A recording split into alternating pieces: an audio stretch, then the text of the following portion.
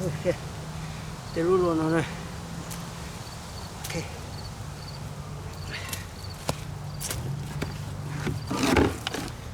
Ok.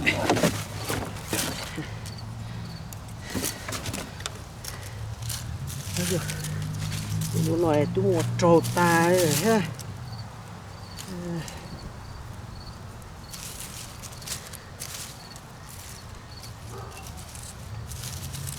Đây rồi. Còn rồi.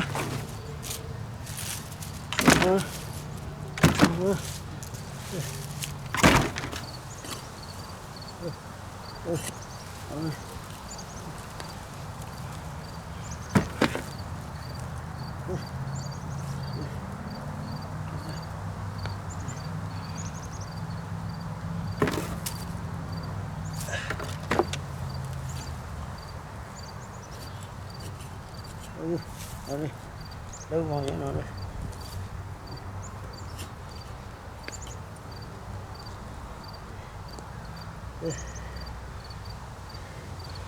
Đu mẹ đu lò nó mua ta.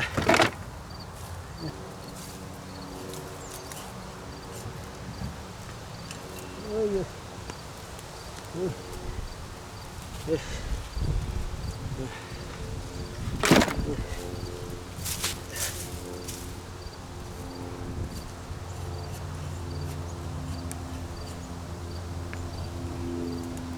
Mình thấy ôi thủ bộ thủ thêm à thủ bộ nó đây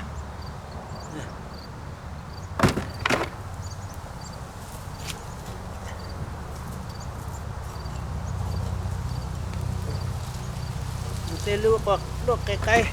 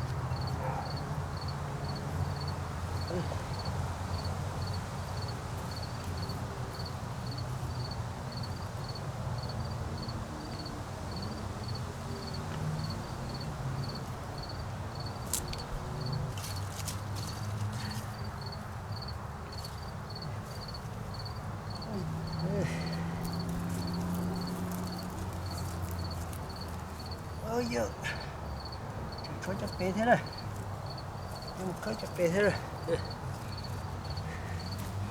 bây giờ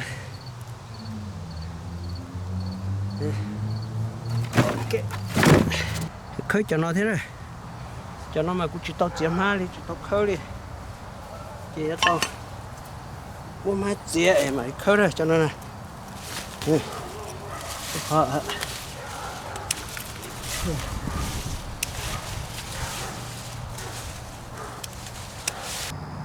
nó luôn luôn cha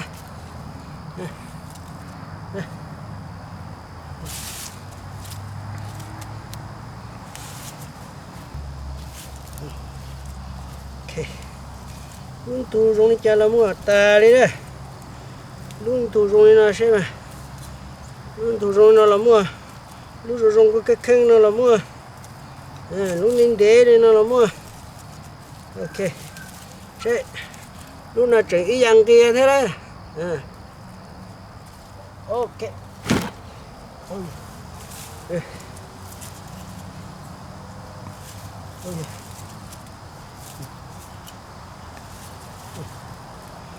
ôi giờ rong có cơ thế trên luôn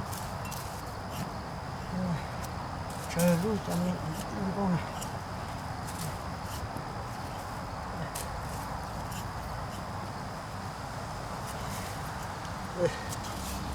Sẽ đây.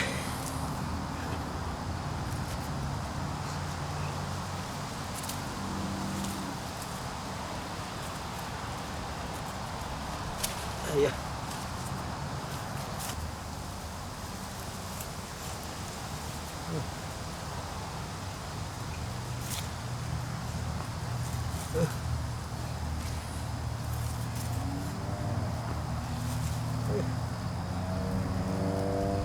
Ok. Chơi.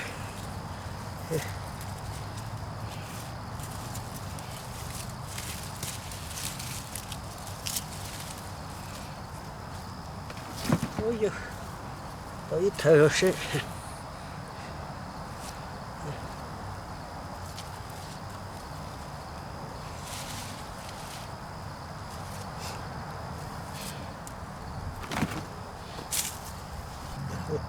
Lúc nào lúc rong co. Ây da. Cứ có mấy sông tại cho nên cứ có chú ha đây. Cứ có chú ha thế.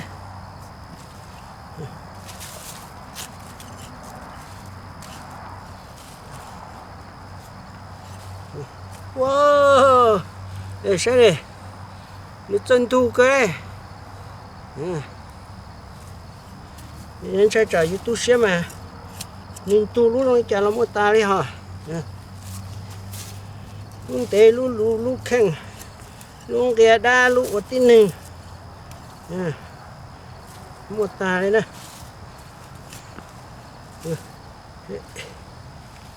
ở luôn, xem mà. Lúc nào có lúc tên nghe mê mê nè. Wow, xem mà. Xem này lúc nào. Lúc này nào thì xem mà này lúc nào này. Lúc nào mà có một vùng này, plau luôn này. Cho này nè, tôi có plau luôn này. Xem. Ý lúc này. Lúc này, bê lúc này, plau luôn này. Chắc có mà chân tôi cho dù sắp rồi đi. Ôi giời, có ít thấy bù cầu.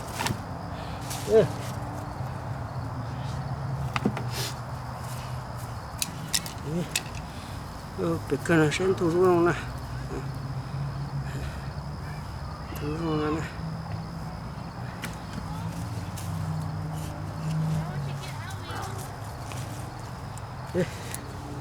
Nó có mấy sông, cho có mấy sông mình nên thu rong có mấy sông á, lúc nào chỉ có mấy sông á, lúc này có ai xí đó, ở lúc này thì có mấy sông, ở lúc này có mấy sông này, có mấy sông,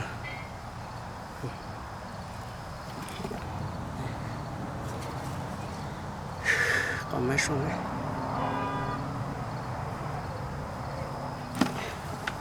Chụp xuống tôi ít thở đó đây để sao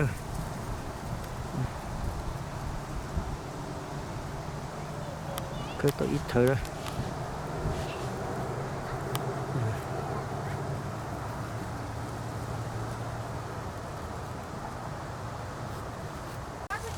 yeah.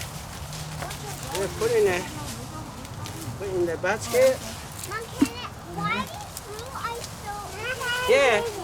One It's more. not blueberry. Don't eat it. Good helper. You ask Papa what that is. I don't know. Yeah. But it's not blueberry. Cho Yeah. bố nó hết chưa? Okay, here. Cổ này. You can put in there. Eat Put this. inside it. You cut. Dạ bố đi cho con mèo cái nó chín nó mới hình như thế. Okay. Bỏ thế. Good job. Here. Look. Right here. Here. Here, you put it over here. Here, you put it over there. Oh, this no good. Okay. Hi. Yeah. Yeah, how you? Okay. Bye. You good helper. Giờ ở đi. Ở mua đàn nào.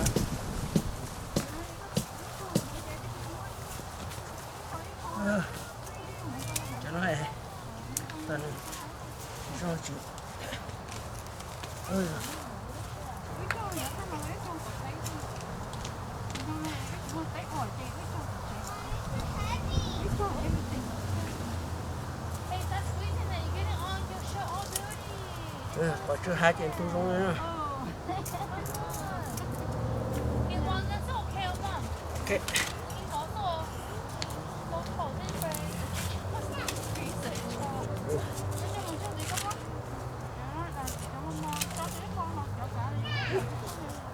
cái mổ lưng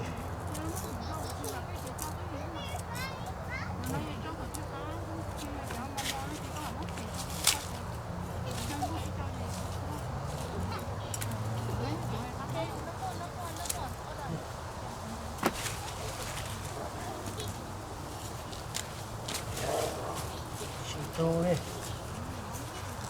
đấy còn